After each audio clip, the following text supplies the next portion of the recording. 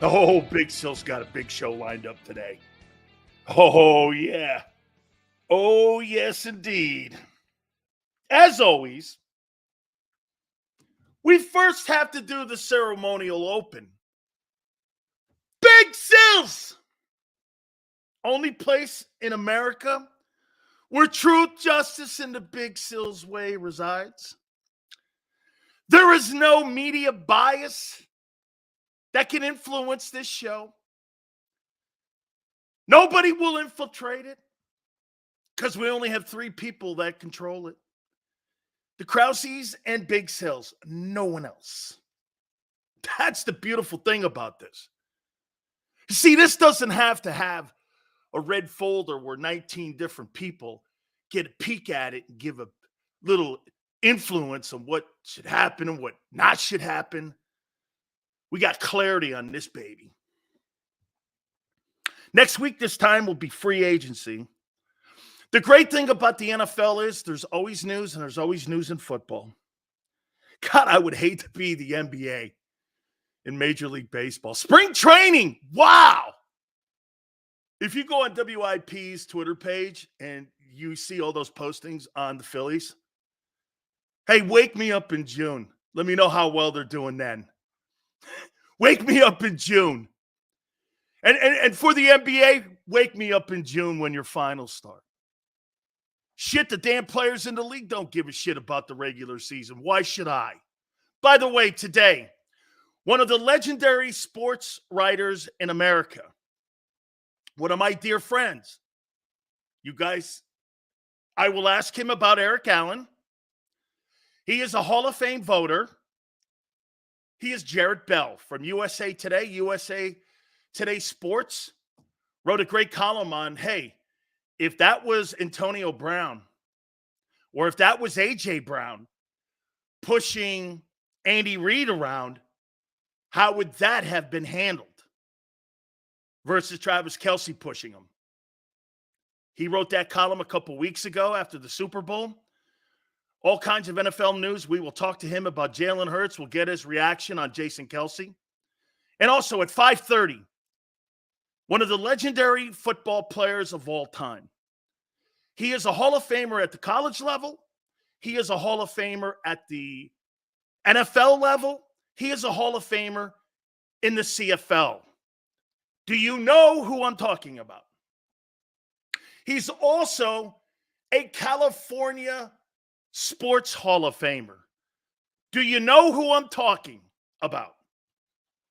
When you're talking about someone that has been as accomplished as that. CFL Hall of Fame, NFL Pro Football Hall of Fame, College Football Hall of Fame, the legendary Warren Moon, who's part of the broadcast team for the Seattle Seahawks, will join us at 5:30 Eastern Time. As you can tell, I don't know what it is, but everybody wants to come and talk to you guys. I don't know what it is. What are you guys doing? You have so many other options. They know that the show is just absolutely growing. And on top of that, all these people still want to flock back to the show. And I'm sorry, Big Chris, but Doug Flutie's not in the Pro Football Hall of Fame. It's a good comment, though, Chris. It does say Pro Football Hall of Fame, not NFL Hall of Fame. Why wouldn't Flutie be in the Pro Football Hall of Fame? He has thrown for a ton of yards in Canada, played in the NFL, was actually a Pro Bowler. Why wouldn't he be considered a Hall of Famer in Canton? Because it does say Pro Football Hall of Fame. It doesn't say NFL Hall of Fame. That's right, Hamilton High. Way to go, MG. He's got a mural in Compton right now with Warren Moon's mug on it. And it was just done last year. He came on the program last year, and he was live at the event when he did it, and he showed us the mural. It was great. Did that right here on the National Football Show. No, I get it. So, yeah, absolutely awesome. By the way, the market's going to open next week, and I'm not talking about the stock market. I'm talking about the market for the Eagles and other teams to go shopping. I'll tell you something right now that we're starting to see, and we're starting to get some news. I'm going to give you a little update on Hassan Reddick. Also, here is the big story now that is starting to be leaked out from the combines. The New York Giants are admitting at the combines that they have buyer's remorse on Daniel Jones. They have buyer's remorse. They're sorry they cut that deal. It's almost like the same thing they did with Odell Beckham. Remember they gave Beckham that $97 million contract? And then within a matter of, 2 months, they traded him to Cleveland. Flexing, that was, we assumed that they had buyer's remorse. These are actual words coming out of the Giant management now, that they have buyer's remorse. You're right, Barb. It's not a surprise. But when you hear it from the mouth of the organization, and you hear it from the organization, that's when you know that they're ready to move on. They're ready to move on. But here's the problem when you do this. So you're not going to trade them, are you? When you have buyer's remorse, you're already automatically devaluing an asset that you have. Nobody's giving you a first-round draft choice for Daniel Jones now that you have come out publicly, basically, and said team sources are having buyer's remorse on Daniel Jones. I do think it's going to be Drake May to the Giants. I could see that. Or if Daniels falls down, which I don't think he will, the Giants are going to take a quarterback. They're not bringing Barkley. It's a train wreck of an organization right now. Wow. You're letting Barkley walk out the building. You have no O-line. And you made a mistake at your quarterback. All three things that have been a disaster. If you're Brian Dable, there's no chance of you saving your job there. There's just no chance. Okay. We're going to do something today. We're going to take a look at the Eagle roster and where the biggest needs are. And we're going to look at the roster, first and second team. And I'm going to show you that this is going to be quite a rebuild. Some of you will go, Sills, you really think the Eagle roster is a rebuild? I do.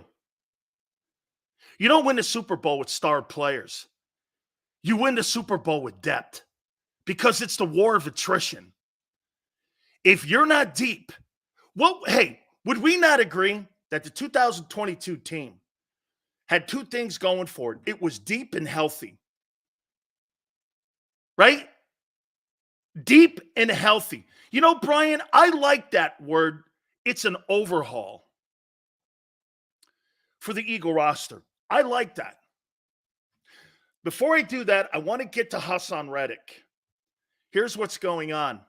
Mike Florio broached this, and it's starting to become true. Do you know what's going on right now in the open market with attorneys and agents?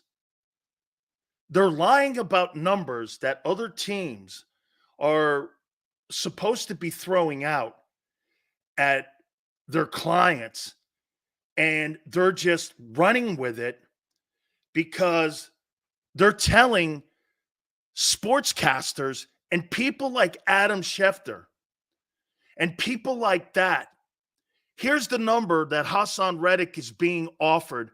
It's $25 million. It's not true. These agents are now using some of the sportscasters around the country to put out a false narrative. Why wouldn't they do that? They do that in news, and they do that in news talk. So the agent for Hassan Reddick says the Cleveland Browns are offering Hassan Reddick $25 million, when in actuality, the Cleveland Browns may have offered Hassan Reddick $17.5. But Adam Schefter, and I'm just using him, some of these other guys are running with the story because they want to be first on X. Okay? 304. Dimes Jones sucks. Carton 3. Philly 0. Love you, Sills. How you doing, Chad? Thanks for stepping in with us. Reddick's worth is $18 million max. Yeah, man. Hey, senor, that's the point. Mike Florio, I think, was on with McAfee. And he said there's an epidemic going on right now that these agents are now taking a page out of the news talk people. And they're just lying to these newscasters and sportscasters and telling them, my client was just offered $23 million, when in actuality, that team didn't offer him anything. They're fabricating the numbers to try to set a market that doesn't exist. If I'm the Eagles on Reddick, I call his bluff. I don't believe he has a market like that. I don't believe that there's one team in the NFL that'll pay him $20 million. I think the only people that'll pay him $20 million are the Philadelphia Eagles. That's it. I think they're the only people that would pay Reddick that money would be the Eagles because they value him. Okay? And he's produced for them. I don't have a problem paying for somebody that's produced. And I really don't think that Jeffrey Lurie and Howie have a problem with that. Hey, senor, the NFL agents get 5 Pinocchios today for lying about Reddick's market value of $25 million. They get 5 Pinocchios. They don't have a market for that. So you got to be very careful when you're hearing and seeing numbers on the internet that this guy is being offered. You know how you know the numbers that are true? Look at the franchise tag numbers. Okay? If I'm not mistaken, I think Brian Burns, he just signed a $22 million tag. That's reality. He's not getting $30 million. That's a $23 million tag. That's right, Barb. It's lying season. It's lying season. You know, Chris, I don't think that Hassan Reddick is a diva. I don't have really a problem with him. I don't think he's been an asshole. He's given you 30 sacks counting the playoffs plus in the last 2 years. He's been a Pro Bowler the last 2 years. I don't mind rewarding somebody. But again, know your limitations and know where you are in the room when it comes to what your value is, even on your own team. I don't have a problem with Reddick. At $25 million, I totally have a problem with Hassan Reddick. Okay? I totally do. You know, Chris, he's not a diva, but let's remember something, guys. Hassan Reddick's agent started this. You know how we know this? Remember at the Combines? Howie was asked the question, who came to who first? And it was kind of a glancing blow comment. And Howie went, his people did. They started this. Hence the comments by Mike Florio that these agents are now lying and trying to set a market that doesn't exist. And more so than not with the number. Guys offered, they'll come out and say, he's been offered $25 million, when in actuality, he's not been offered that. And Florio has been told by numerous teams, some of these numbers that people are reporting are 25% off the mark. That's a lot. That's a lot. Instead of being offered $1 million, you're actually being offered $750,000. That's quite a bit. Especially when you're starting to talk about hundreds of millions of dollars. So be careful what you're reading. This guy's going to get this. That doesn't mean that. That does not mean that. Please hit the like button. Don't forget. Jared Bell, Hall of Fame voter, USA Today will join us at 3:30. Warren Moon will join us at 5:30. All right, what I did was I took a look at the roster and I said, This is where they're going to have to address. Now, I don't know if they're going to address in free agency or the draft. But before I get going, give me your sense. And by the way, okay, this is kind of a bell curve comment. Offense and defense. What do you think the grade is for the roster? If you were to go top to bottom, the 90-man roster, what grade would you give it? We're going to start with the offense first.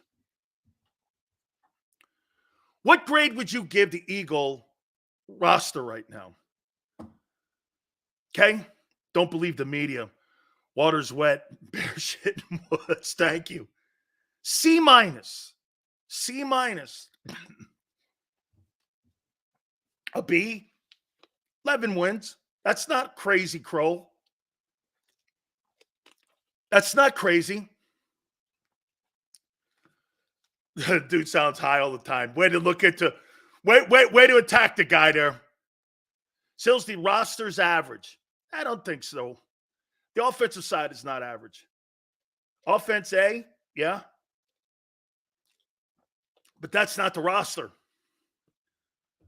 Flexing. What is the entire roster's grade right now on March 6th? C minus due to LB mediocrity. C plus? Okay. I think we're somewhere in there. C plus. I think that's the roster. Okay. We're going to do a little exercise here. And I'm going to give you the first and second team and my comments on the depth of the team at that position. Quarterback. And remember when I say this is all due respect to Jalen. They feel they have their guy. He's not my kind of guy, but they feel they have their guy. So you're good there. What are you going to do for your backup? Are you going to get a veteran? Are you going to draft? I would say that depth level at quarterback is suspect at best. Mariota wasn't very good. You have to get a quarterback. The kid McKee, I don't care. I need somebody that resembles Jalen Hurts. If you're going to implement an offense with Jalen Hurts, I can't have a guy who can't jump over quarters as his backup. It doesn't make sense. Because if Hurts gets hurt, you're shit out of luck and you're a 4-win team. You're a 4-win team. So you've got to address the backup position. And this, I think, is a big year for Hurts to quiet the noise. That he really is. I think this is a staple year for him. I think he's got to slam the door that he's the guy. And have 2 great seasons on his resume instead of just 1 2 years ago. Malik Willis, I wouldn't mind Desmond Ridder as his backup. Somebody that looks like Jalen. You know what I'm saying? Somebody that looks like him. Russell Wilson, absolutely have no interest in that. Russell Wilson's going to start in Pittsburgh or Atlanta. So the quarterback position for Philadelphia, that's an A situation because you feel you got your guy. There's a lot of teams in the NFL that are going into this offseason. That is their number one priority that they have to address. And if you don't address that position, I don't give a shit what you're thinking about a defensive tackle. Okay, running back. You got a problem here. Swift will be a free agent next week. Gainwell's a dude. And my comments are this. Really, I mean, you have to, the entire room is going to have to be replaced. Gainwell is a guy. He's not a very good blocker. Swift will be a free agent. He'll go somewhere else. And even if it's for $1 million more, he'll go somewhere else. You may have to change out that entire running back room next year. Penny's not coming back. Boston, I don't even know what they're doing with him. You had 2 players on your roster last year that contributed nothing to your team. Boston and Penny, why were they even on the ball team? Your entire running back room has to be revamped. So that running back room gets a big circle. You got a problem there. You got to figure that out this offseason.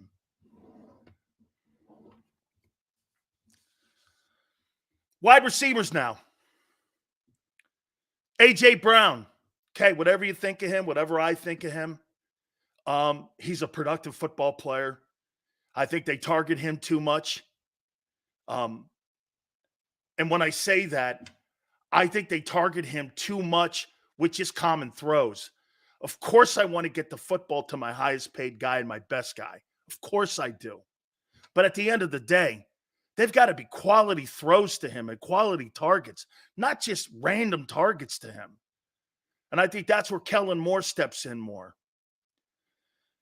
Olamide Zaccheaus, I don't have a problem with the kid, but they don't utilize him.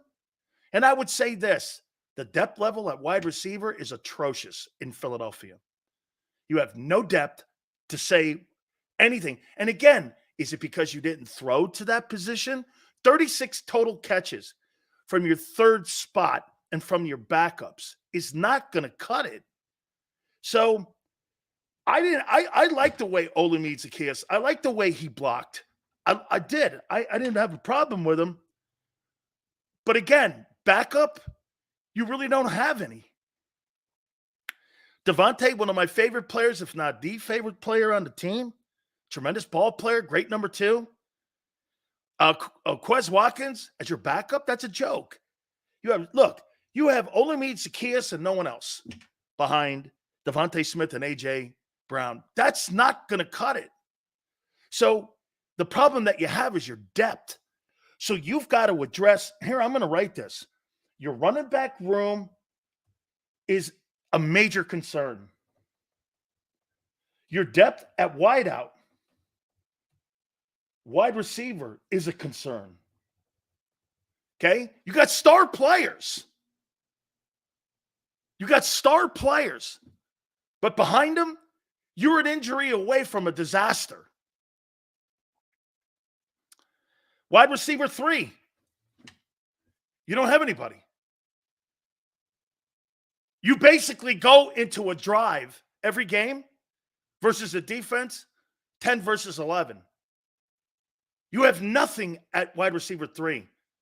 Julio Jones, I told you day one when you brought him in, Julio Jones, his best years were 5-6 years ago. Is he going to Canton? Yes. But Julio Jones is name only. He's nothing more. So he's not even part of the future of anything. So your depth in wide receiver 3. Look at this. Everyone goes, well, the offense is fine. Well, your offensive running back room is going to be hit hard with free agency here. And your wide receiver depth, you have none. You legitimately don't even have a guy to figure out who's going to play the 3-hole at wide receiver. Let's go tight end. Hey, Dallas Goedert, you need to address this. And you've been very good at this position over the last 25 years. So I feel comfortable with you replacing tight ends in this room. Your depth level's terrible. Jack Stoll? Come on, man.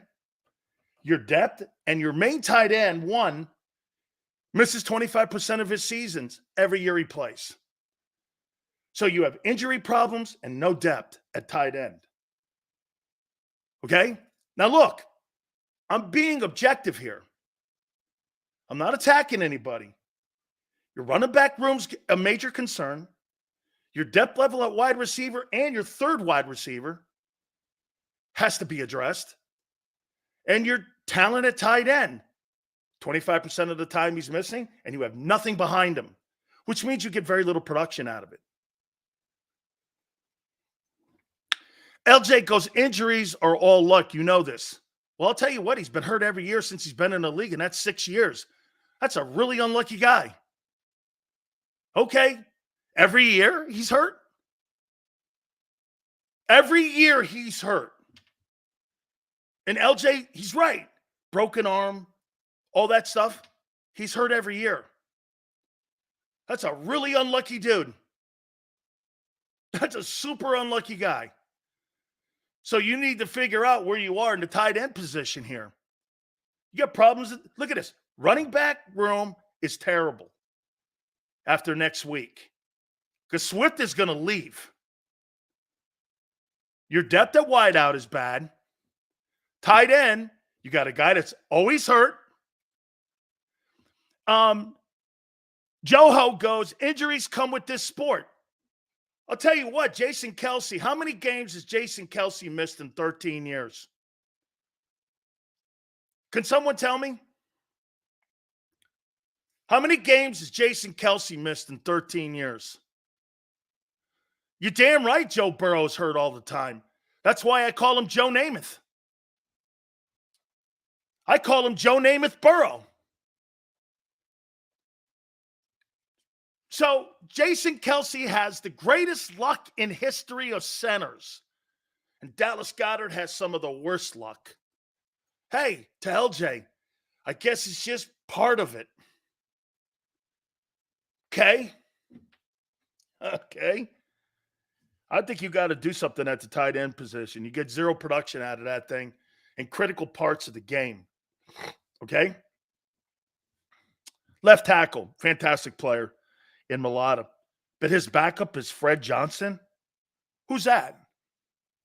Who's Fred Johnson? Who's Fred Johnson? Yeah, LJ goes, you act like he missed the entire season. No, only part of the season that mattered when they were fighting for home field.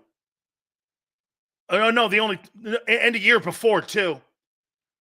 When he missed, the offense went backwards a little bit and Hurts got hurt. And then the year before that, he was hurt. You make it sound like this guy's not missing parts of games every year. Who's Fred Johnson? Fred is Stoutland's current project. Okay.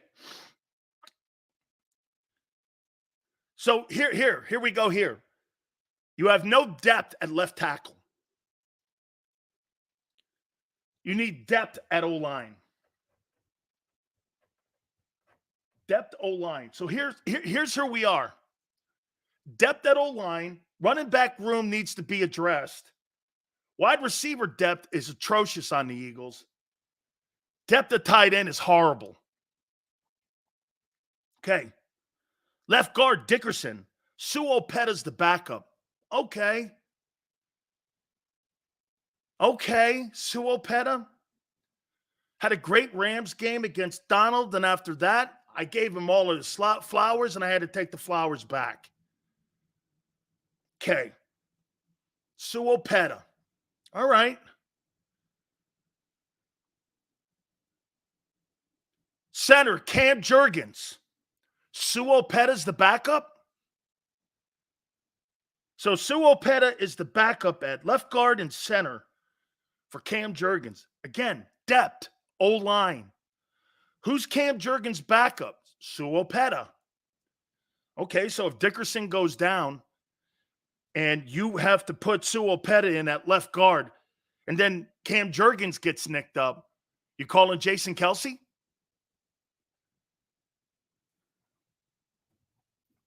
Depth O-line. This makes me believe more so than ever they're going to draft an O-lineman. Okay? An O-lineman at that 22 pick or trade down. Right guard, Suopeta, Tyler Steen, and then nobody. You have no depth in your O-line right now. For a football team 2 years ago that had Andre Dillard, whatever you thought of him as a backup, and you had Driscoll and them dudes, Suopeta, you had a lot of backups and some depth. You've got nobody here. Who's going to win the right guard position? Tyler Steen, Suopeta, or are you drafting a guy? Lane Johnson, right tackle. Still great. Jack Driscoll's his backup, but then after that, Suopeta. When you see a guy's name in a starting role and he's a backup in 2 other positions, 3 other positions to be accurate, you don't have depth. The big takeaway from this, though, is you have Jeff Stoutland, and he'll be able to identify guys in this draft and free agents that will fit the bill on what the Eagles are looking at.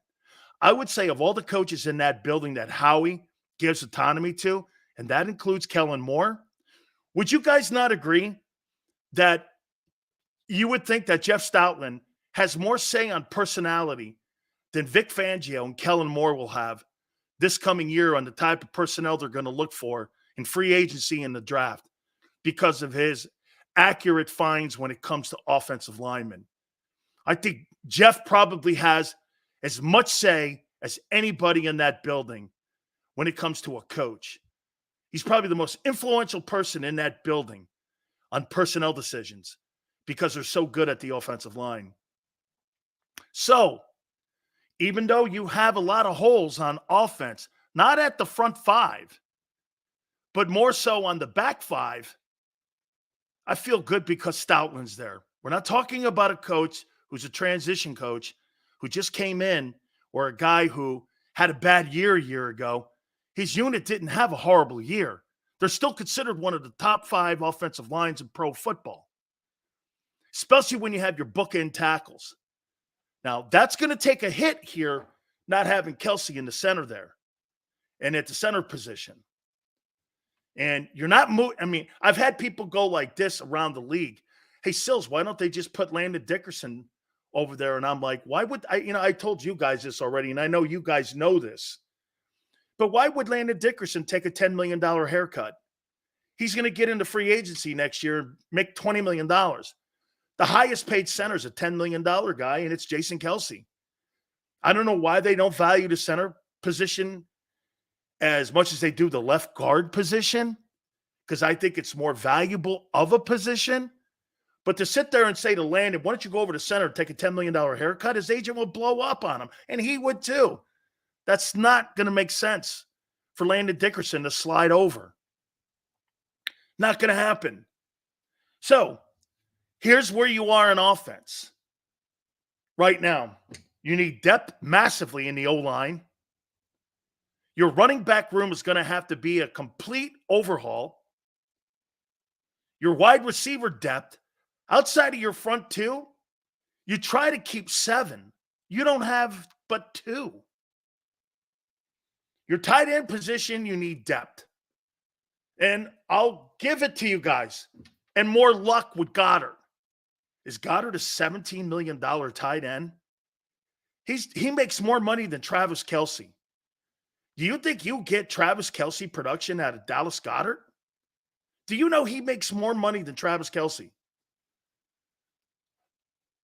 He makes more money than the Hall of Fame tight end in Kansas City. Do you think you're getting the production that Kelce gives you?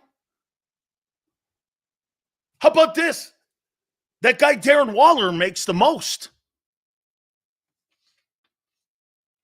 Darren Waller and Dallas Goedert make more money than Travis Kelce does.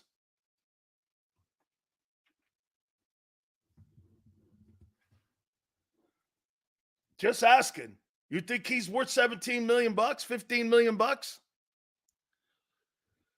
Okay? Because he's not giving you that. He's never had a 1,000-yard. He's never had a 1,000-yard season in his entire career.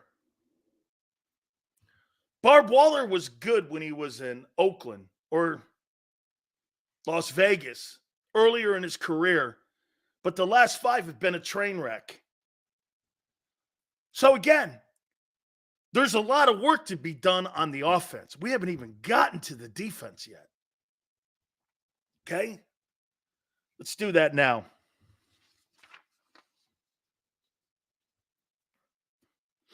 The Eagle defense. So again, on offense, depth in O-line. Your running back room is going to have to be replaced.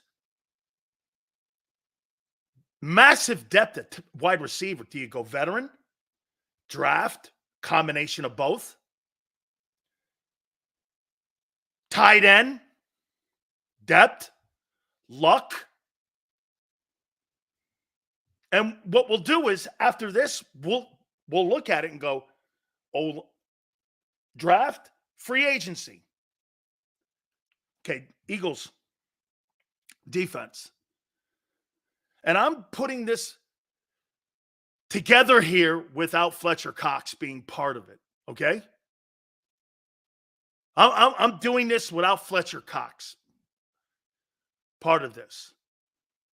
Left defensive end, Brandon Graham, has to be replaced as the starter. Whether he's on the team or not, has to be replaced.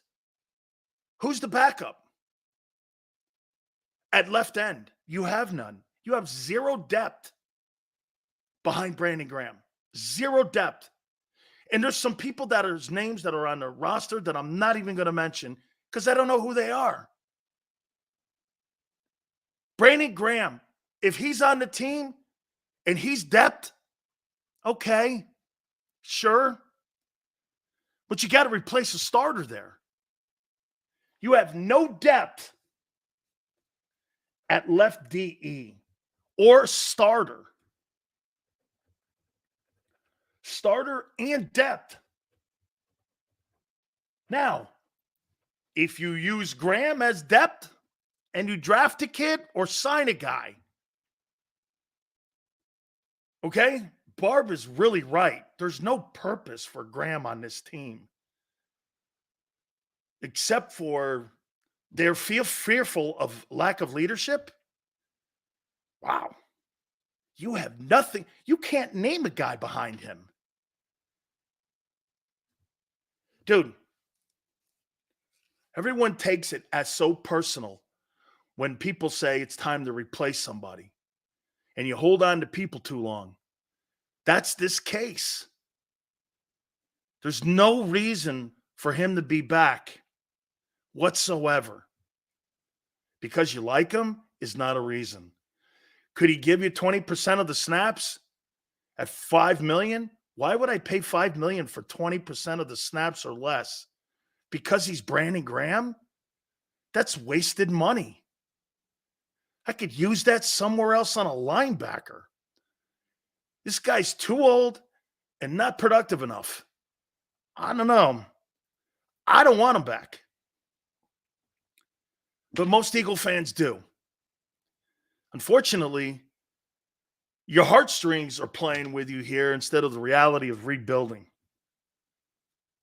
Okay, your left defensive end position's in chaos. Your left tackle position, Jordan Davis. Milton Williams is behind him. Then after that, there's really no one else. But Jordan Davis, Milton Williams, that's not bad. That's not horrible. Here's where you get to the problem, though. Your right tackle position, Jalen Carter, Milton Williams. I say you need to get depth, another depth player at defensive tackle. I don't know. I don't think that's a high draft pick. Maybe a veteran guy, not a high price guy. Like a Sue, a Linville Joseph. Somebody in that neck of the woods, like $3 million, to come in and help out Williams when it comes to the rotation guys. I personally think Milton Williams can play BG's position. I would test that out, Marshall, in camp. But Marshall, here's the problem that you have with the Eagles. They don't practice hard enough, and they don't move guys around. And how do you get a fair evaluation of a player when you're calling OTAs or mini camp or training camp? How do you get a good evaluation if the guy can play the position and you don't play in exhibition football? You don't really know what you have. So again, I think you need depth at DT. So far, The two positions that we've talked about on defense, you need a starter and depth at left end, and you need depth at defensive tackle. These guys are all doing this right now as you get ready for free agency next week. They've already done this. Okay? They've already done this. Right defensive end, Josh Sweat. Okay? You don't have to replace him. I like him. Who's behind him? Who's behind Josh Sweat? You don't have anybody. You need depth at end. Like we said, you need a couple edge guys, defensive ends in a 43. He can't play a 34, which he wants to play. Why? My God almighty, you don't have a linebacker on your team, and you want him to play a 34? How can he do that? Okay, how can he? Zach Ertz signed with the Commanders. That could be a Josh Harris sign. So you need depth. Here's something here. Will linebacker. Your will linebacker has to be replaced. Zach Cunningham and Howie Roseman saying he had a great year. My God almighty, when I heard that, I'm hoping he was kidding when he said that.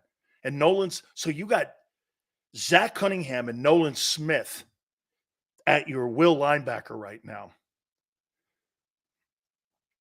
They signed Julian who for Sweat's backup? Great.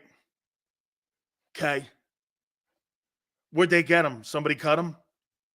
We're doing the cut again as replacements? How about somebody you draft or you pay in free agency big money to? Why not go there instead of getting other people's garbage? Hey, Marshall, just found JAKIB today. Was a WIP and Fanatic guy for content. Needed to find some new places for Eagle Talk. Thank you so much for coming aboard, man. I appreciate it. Thank you. Hopefully we won't offend you too much. Yeah. Are people overstating leadership or the lack thereof on this team? How much does that matter in an NFL locker room? You know, that's a great question, 82. How much does leadership matter in a locker room? I'll give you an example of it. So when I was in Tampa, there was zero leadership in the locker room. And they were easier to surrender. When I got to Dallas wasn't a very good football team, but Ed Jones was in the building. And I watched Ed Jones, how he came into practice, how he prepared himself, how he got his ankles taped at a particular time, how he went to the trainer at a particular time, what he did and how many notes he took during watching film, how he handled himself on the road. It's watching professionals be professionals that teach the younger guys. I think I told you this story before. I had to carry Mike Stendrud's equipment bag my rookie year. He had carried Curly Culp. I don't know if you guys know who that is. He's an NFL Hall of Famer. Mike started his career with the Oilers, and so did Curly before he went to the Raiders. And he had to carry Curly Culp's equipment bag his entire rookie year. And I thought it was stupid. People came up to me and go, "That's an honor, dude. Carrying on a legacy." Oh, so it's kind of that kind of stuff. You may think that shit's dopey, but it's not. Everything in the locker room is done for a reason.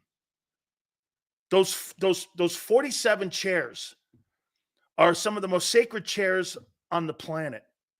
And those aren't given to anybody. You have to earn every chair in that building. That's why people fight for them. Okay? That's why they fight for them. They fight for those chairs. So leadership in that context. Now, I'm not talking about rah-rah speeches and shit. That stuff's for high school. I'm talking about going out and winning, and when adversity's going down, You look over at a guy and you see Leroy Salmon and you go, oh, okay, it's okay. Okay? Cope, that's right. KC wasn't annoying. That's right. That's right. So at the end of the day, you got to remember, leadership, it's not overrated. Will Linebacker has to be completely replaced. And you're hoping to get something out of Nolan Smith. Nolan Smith right now is Casper the Ghost. He hasn't made one impactful play, or he hasn't shown one bit that he was the 31st pick in the NFL draft. Okay? Your Mike Linebacker's in ruin. You have no depth. You have no starter. You have no Mike Linebacker as of March 6th. You have no Mike Linebacker. So let's do this right now so far. Every position that I've addressed has issues. You need to get a starter at left end and depth, because Brandon Graham, unfortunately, his days are done in my book as an Eagle. You need the roster spot. I don't want to pay the $5 million. He's not worth $5 million. Brandon Graham is not worth $5 million. He's not. Well, Sills, maybe he could play 20%. I'm going to pay a guy 10% or 15% of the plays and pay him $5 million. Why? Because he gives a good pregame speech? Seems like a very expensive DJ. Not interested in that. Your defensive tackle depth is terrible. Need one more guy. It's better than filling the 53 with scrubs, which they do on a daily basis. That's Xander's take. See, Xander's looking at it. That's a common sense comment by Xander there. Xander's like, Sills, okay. Well, everything you just said, he goes after, and he goes out on the trash can route, and he picks up trash to fill holes on our team. At least Brandon Graham's not trash, which is true. He's not. Is it better than just going on the street and signing a guy? Just to sign a guy? To get a cheaper guy? When you can get Graham maybe a million or more? It's a good take. It's not a shitty take. Okay? LJ says, Sills, you're always taking shots at Nolan Smith because he sucks. He sucks. 4 plays a game. There was a stretch he didn't see any action, and he's healthy. LJ wants to give flowers to a guy who averaged 4 reps a game on a defense that blew out loud, and he had every opportunity to step on the field. It wasn't like he was playing behind somebody great. He was playing behind Zach Cunningham. He's a rookie, give it time? You mean like N'Kobe when you told me to give him time? N'Kobe Dean blows. Nolan Smith is not going to shine in Philly. End of story. He's an outside Queasy Watkins linebacker. I told you that on draft day. I would never have taken that guy. Maybe 3rd round. There were people actually at the time on my network saying they'd have taken him in the top 10. I was like, yeah, I don't think so. Yeah. And LJ's going, look at Mozzie Smith. Exactly. I told you he was a 3rd rounder too. I said that kid from Michigan's a 3rd rounder because he has no feet. And the one thing that the Cowboys struggled at last year was run defense. And you're telling me that guy couldn't step on the field when their defensive tackles were getting the shit drove out of them, and he's supposed to be a good tackle. Well, I'll tell you this. Mozzie Smith versus Jalen Carter's rookie year, Jalen Carter was better.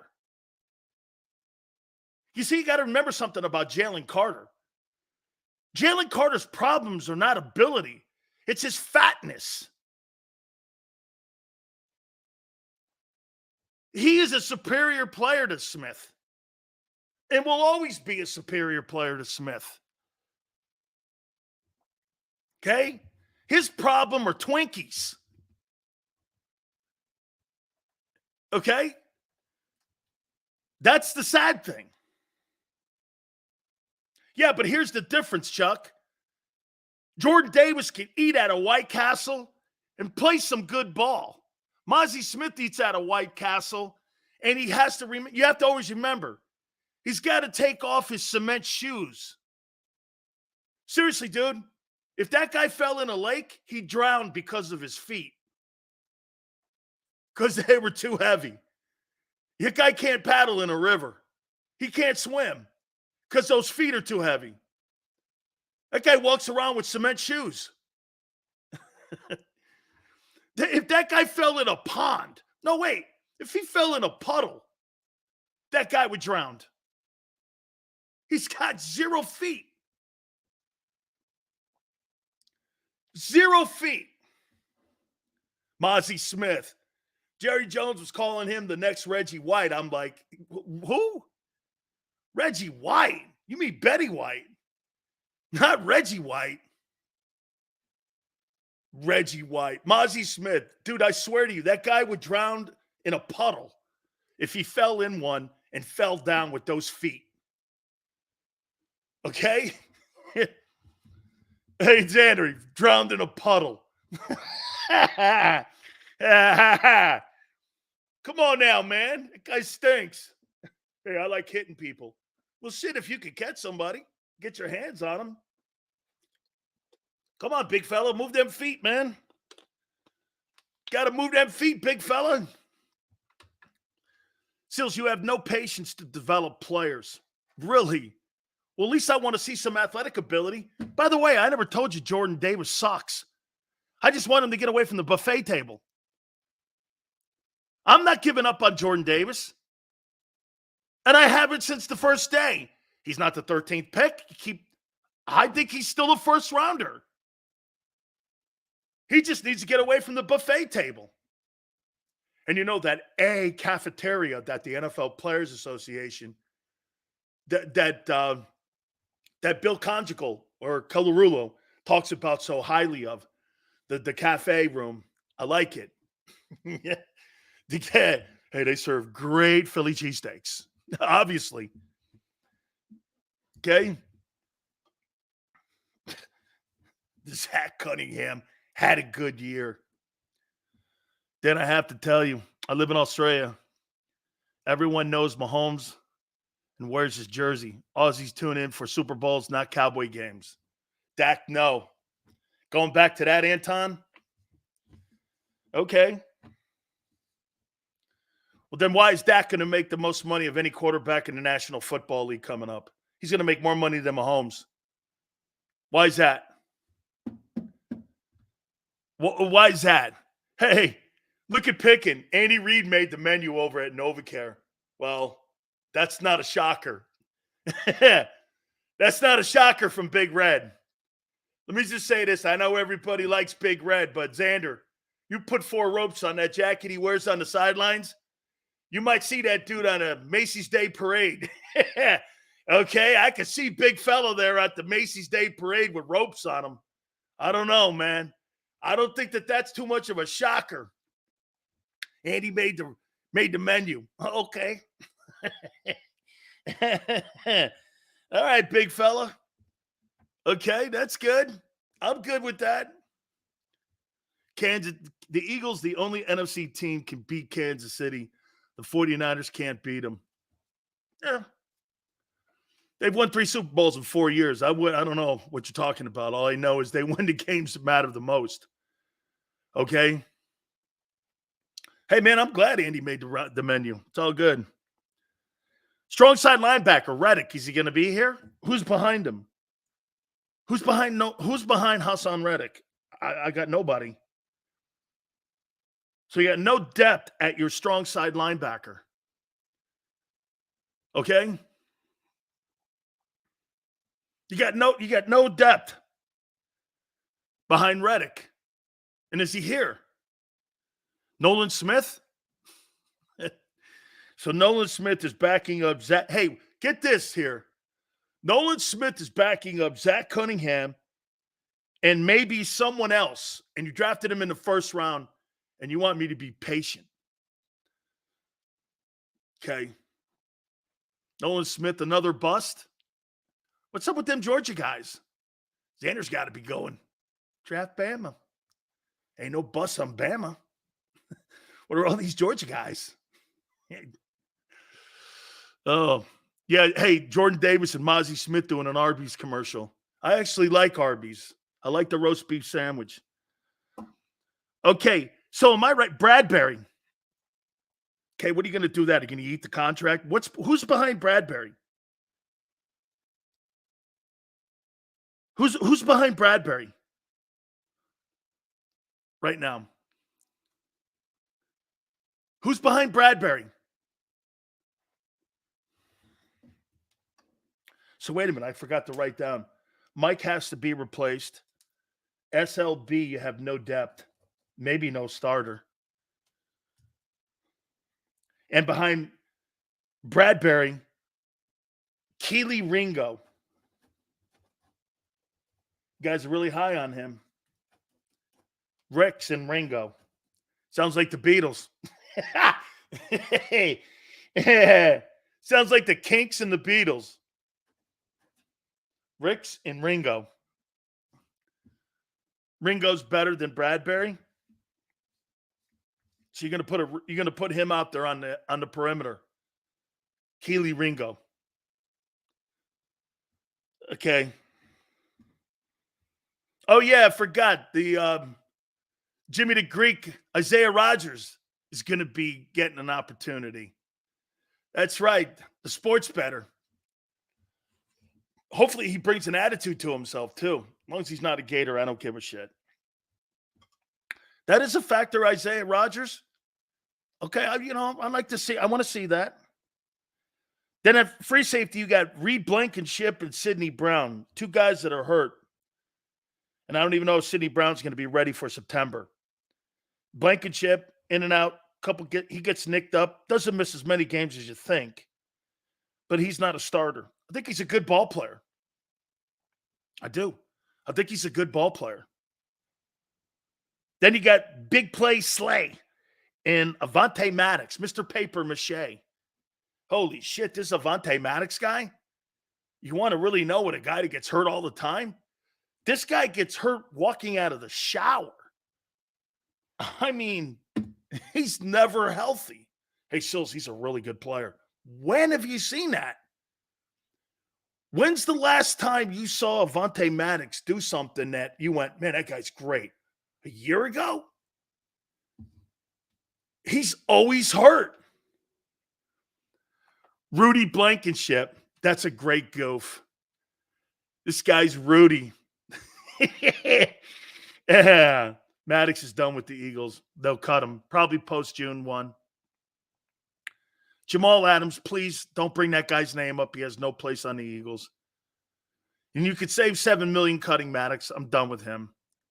Can't rely on him as much as he's good. You guys tell me how good he is. So let's take a look at this. You have no depth in your secondary whatsoever, except for Sidney Brown and Keely Ringo. And your starters are Bradbury, Slay, Blankenship. Okay? And Isaiah Rodgers, I guess. All right. Look at the places that you have here. So this is what you have to address. As we look at them, hey, we just did this exercise together. You have to address the depth in the O-line. You have to change out your running back room. Your depth at wide receiver, you have two guys and no one else. There's 7 guys they like to keep. 7. And you got 2. So you got 5 guys you got to put in there. And you got to whack half that roster of wideouts. You need depth at tight end. That's just your offense. Now we go to the defense. You need a starting left defensive end and depth. You need depth at tackle. Adding a veteran next to Milton is going to be the key part of this. You have guys hey, you're not going to draft a guy in the top 3 rounds in defensive tackle because you've got a 3rd and 2 1s in there. You got the 13th pick and the 9th pick as starting defensive tackles. If those guys don't have A+ seasons, you overdrafted them, both of them. And I love Jalen Carter. You understand that. LJ goes, I'm not worried about the offense. 2 injuries, you're done. You lose Mulatto or Lane, you're finished. You lose AJ, you're finished. You lose Cam Jurgens, you're finished. War of attrition. War of attrition.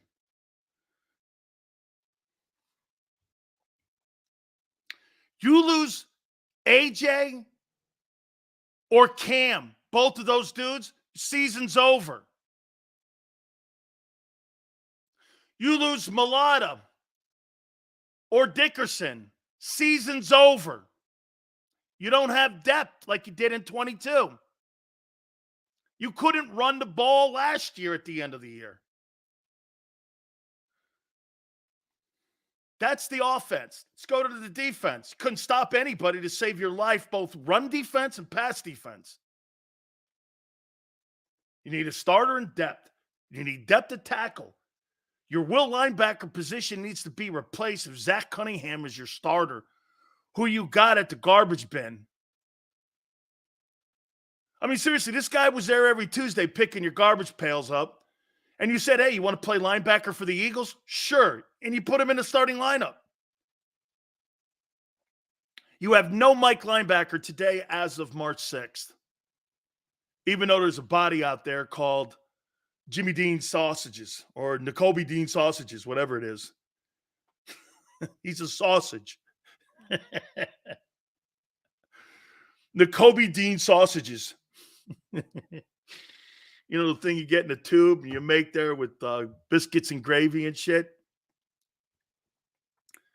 The Kobe Dean sausages. Whew. Strong side linebacker. Okay? You have no depth. And then in your secondary, you need depth and you need some starters. I don't know, man. We're gonna take a look. Do you go free agency or draft here? I guess there's a lot of work to do here. This is going to be a turnaround. We're going to be a 13-win season next year. Shit. As of right now, your roster on March 6th, you couldn't win 7 ball games with that thing. And the greatness of Kellen Moore and Vic Fangio. Look at Slager. Look, Sills. Let's forfeit. And that's because if you were on the boat with Columbus, me and everyone else would throw you over, Slager. This is about riding the ship, jackass, and trying to get things right. Rolling your sleeves up and going to work. I'm just trying to point out to you the work you need to do here in this offseason. Time to go to work, Slager, or unless you're afraid of it. If you're afraid of it, you wave your hand like Slager just did. Fuck it, let's just quit. There you go, Slager. I know, dude. Hey, wait a minute. Slager, sarcasm today? Sarcasm? You better watch out, man. I know a guy that got fired. Believe me. Xander tells me every day about it. Sarcasm? You better be careful because nobody really knows what sarcasm means. They'll think you're calling them an asshole if you say that. Okay? Oh, you're serious? Okay, well then, hey, time to throw Slager off the boat. Okay, you've been saying the same shit for 3 weeks. I haven't done any of this. I haven't done any of this. I don't know what you're talking about. Maybe that's what you're hearing. Dog, I don't even know what I talked about yesterday or the day before that or the day before that. That's not how I do my show. Okay? I have no idea. By the way, Nikki and Kellen, is this going to be a good marriage? Jared Bell from USA Today will join us at the bottom of the hour. And don't forget, the legendary Warren Moon will also join us at 5:30 Eastern time. And we'll talk to him about Jalen Hurts. We'll talk to him about Russell Wilson and the market. Does he think there is one for him? Seattle? Quarterbacks in the NFL, one of the legendary players in the history of the sport will join us. That'll be at 5:30 Eastern. Hit the like button. Keep it here, National Football Show.